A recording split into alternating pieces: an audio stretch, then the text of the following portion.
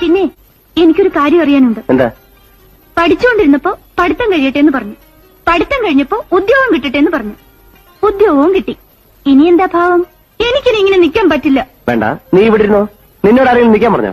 പിന്നെ കളിതമാശയൊക്കെ പോവും. ജയേട്ടന് ഒരു നോട്ടമുണ്ട്. ജയേട്ടന് നോട്ടോ? ആരെ? നിന്നെ? അതിരിക്കട്ടെ, ജയേട്ടന് നോട്ടം ഉണ്ടെന്ന് നിനക്കെങ്ങനെ മനസ്സിലായി? ആണിന്റെ നോട്ടം കണ്ട പെണ്ണിന് മനസ്സിലാവില്ലേ? ഓഹോ, പെണ്ണിന് അങ്ങനെ ഒരു സാമർഥ്യമുണ്ടോ? ശരി, എങ്കിൽ ഈ നോട്ടത്തിന്റെ അർത്ഥം എന്താന്ന് പറയാം.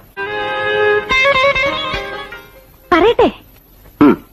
പൊന്നുമോളെ, കുട്ടിക്കാലം മുതൽ നമ്മൾ ഒരുമിച്ച് വളർന്നതാ. വേറെ ആരെയും നീ കെട്ടല്ലേടി മോളേന്ന്. ഒലക്ക വിഴുങ്ങി. എടി പെണ്ണെ ലേഖേ, നീ എന്നെ അല്ലാതെ വേറെ ആരെയെങ്കിലും കല്യാണം കഴിച്ചാൽ നിന്നെയും കൊല്ലും, ഞാനും ചാവും. അതായിരുന്നു അർത്ഥം. മനസ്സിലായോ? പിന്നെ എനിക്കൊരു